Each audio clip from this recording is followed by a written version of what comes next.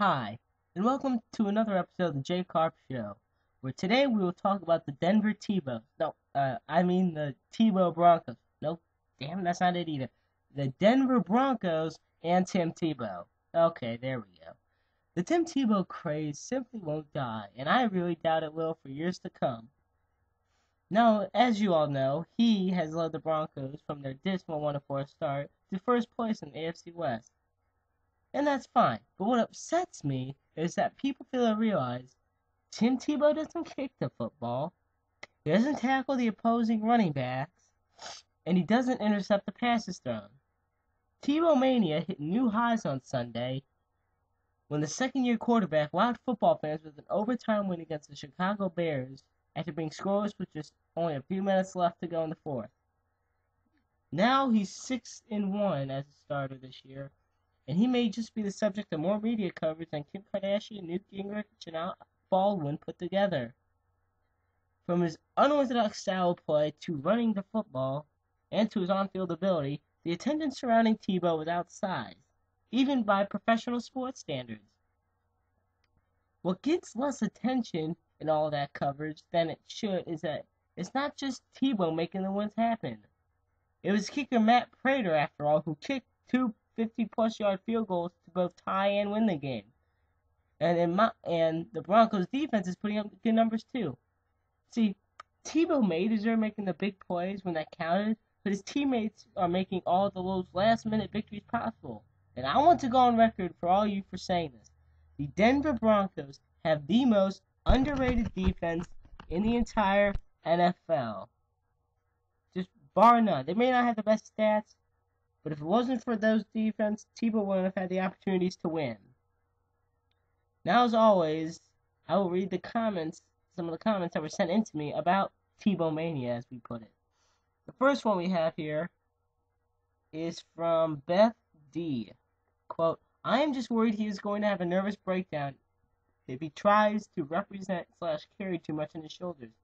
Am I evil to be waiting to see him fail and be human like the rest of us? He so passionately lives by his own code. It is a little annoying, but it is impressive at the same time. Yeah, well, it is a little annoying seeing him getting the publicity, but I don't really think you're evil yet. Okay. Next one we have from XLNT. Quote, what's remarkable about Tebow is that at his age, with as much emotion and intelligence he has about the game of football, he's also got the nerves of steel and laser-sharp focus, like a fighter pilot or an astronaut. It's a game of inches, but clearly it's a game of utter focus as well. Okay, so if I got this correctly, this person is comparing Tim Tebow to Neil Armstrong. That's just the way I got it. But, I mean, yes, it's true. It is a game of utter focus. And in the Dobkins case, getting fines all the time. Now then, the third one we have here is from What's Up. Yes, I'm not even kidding. That's the name.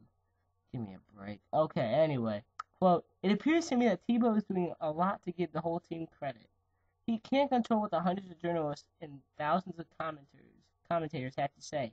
At least you didn't say that the Bronco defense is being overlooked. How many times is that going to be said until it becomes obvious that they are not being overlooked? Judging by the way it's been the past 7 games, I'm assuming it's going to be a while. Yeah, see, these are the comments. They had a lot more, but I had to pick these 3. I was going to get Hulk Hogan on since he has Hulkamania, but he's busy trying to figure out how to get TNA's ratings over 1.0. Now then, Coach John Fox's bigger problem, and he's done an outstanding job this year. I'm not saying he's the best coach out there. I mean, he's doing better than Steve Spagnuolo. But look at this team. This team has a lot of talent, both young and old. Their defense and offense, not just Tim Tebow. Willis McGahee, ever since No Sean Marino got out. Broncos are first in the league in rushing, yet they're 31st in the pass.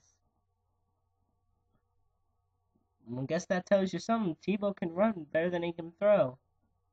But see, I just hope, as a person and a football fanatic, that all the attention on the team's quarterback doesn't start to rub his other players the wrong way. It's Tebow's offensive line, after all. It's giving him all those opportunities to find holes to run the option.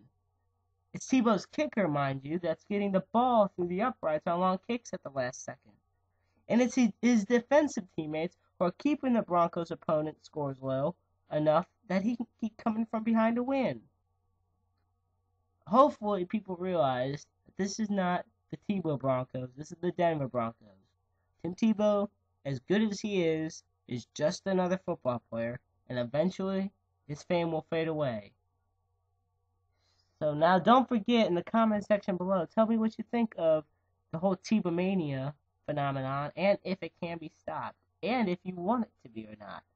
Thank you for listening to the J-Karp Show. Tune in next time. I will actually be talking about WWE Superstar Kane and his big return to wrestling. This is J-Karp, signing off.